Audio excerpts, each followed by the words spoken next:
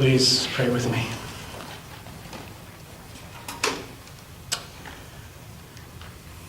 May these words that I speak be grounded in my soul, encouraged by the God presence in me. And may these words that you hear be captured by your soul, enlivened by the God presence in you. Amen. There was an interview with a man named Lee Chappell on CBC Radio's Out in the Open earlier this week. Lee Chappell had over 100 criminal convictions and spent hard time in more prisons than he can remember. His drug and alcohol addiction began when he was a teenager, which led to a life of crime. He was considered by the system a career criminal, and his parole officer told him he should never be released. But after many decades, Lee was released, and he had turned his life around completely. When asked by the interviewer how that happened, he said he had an epiphany while in prison. He realized that he was meant to do more than time with his life. He began a meditation practice, and as he, in his own words, he said, he started doing his own spiritual work.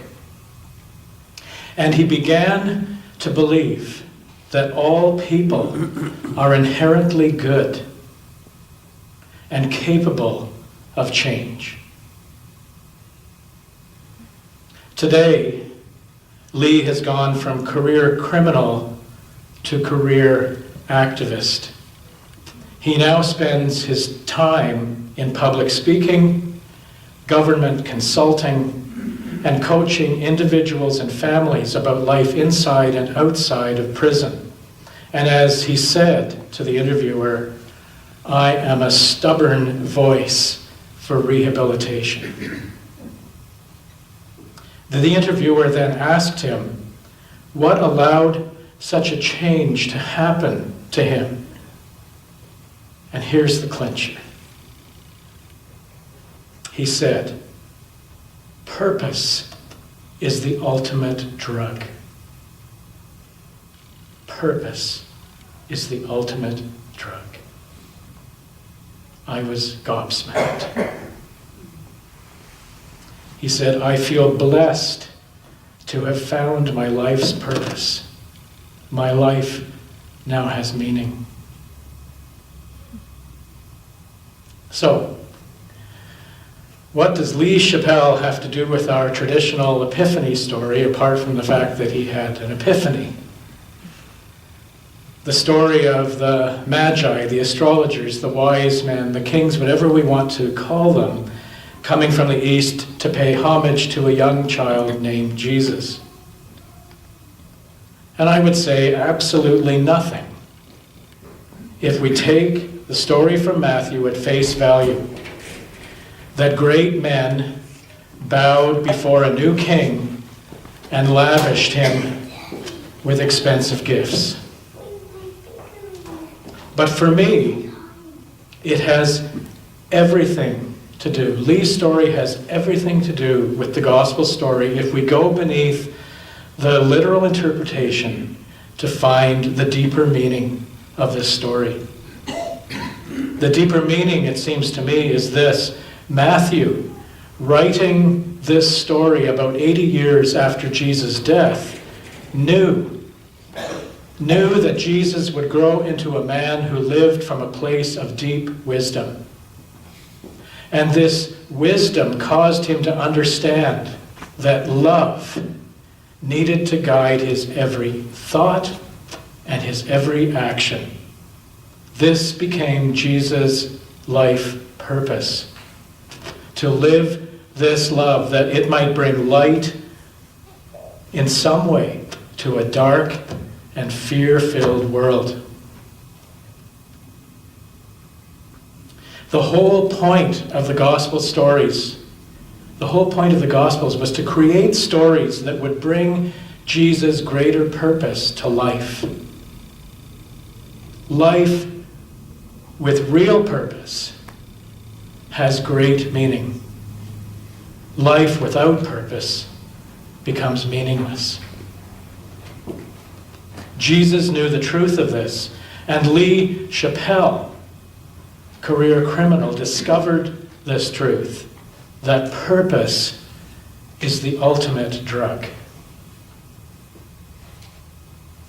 Every human being is responsible to find their life's purpose. It's not something that we are born knowing, and it's not something that comes to us in an envelope at graduation.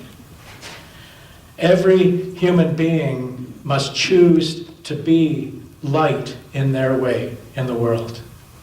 It's a choice. We are called by the God presence within us to be light in the world just as Jesus was, and not merely to bow down to his light and call it a day. I believe that Jesus' wisdom and Jesus' light will only continue to be experienced in our lives and in our world through us. Through us. John, the writer of the third gospel chronologically, writing about 95 years after Jesus lived, unequivocally tells his story of Jesus not as a king to be worshipped, but as the wisdom of God to be followed and imitated. What has come into being in wisdom is Jesus, and Jesus is light to all people, according to John.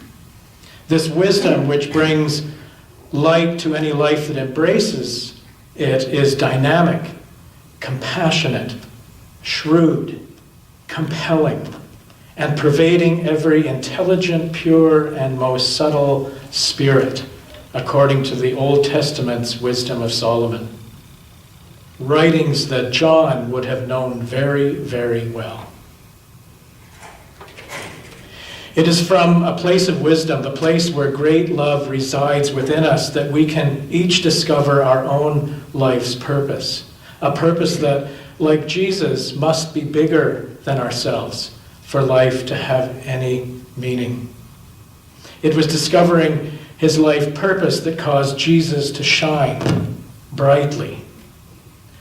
It was discovering his life purpose that caused Lee Chappell to shine.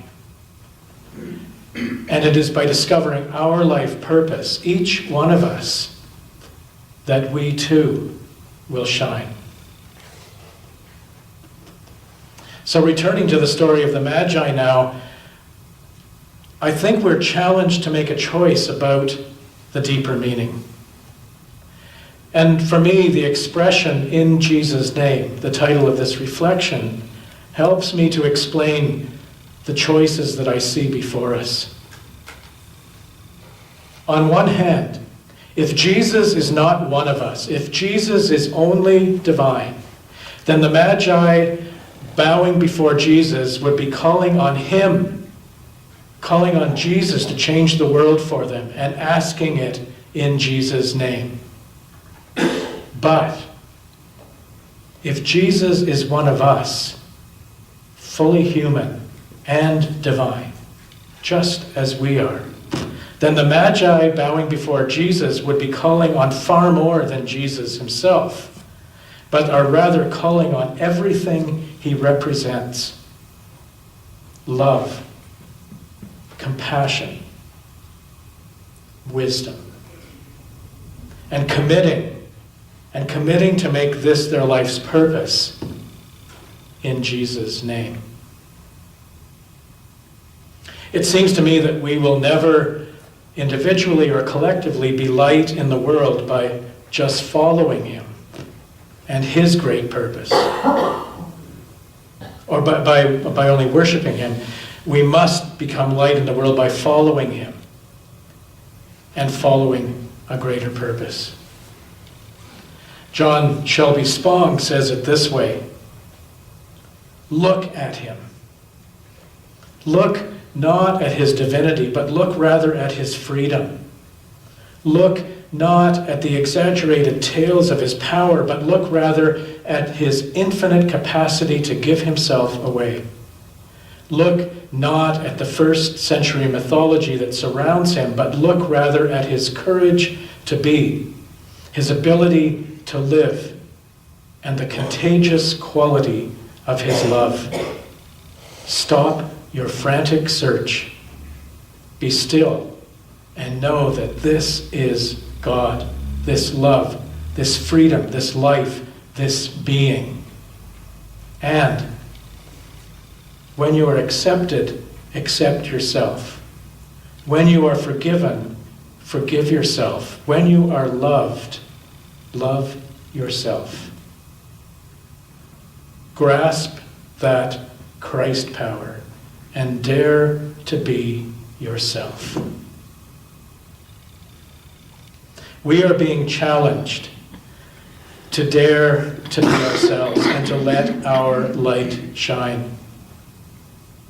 And so I want to conclude with this poem by Jan Phillips. Jan, who spent a weekend with us last spring. Jan, whose light certainly shone and who certainly knew her life's purpose.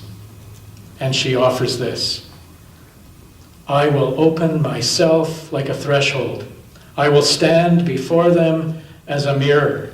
I will sing to them the song of you, that they see you as themselves, not light years away in the distant sky, but rooted like an oak in the ground of their being.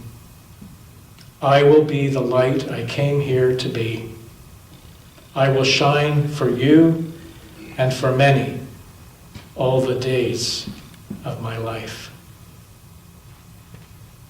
You see, my friends, I believe that finding our purpose brings great meaning to our lives and deepens our faith.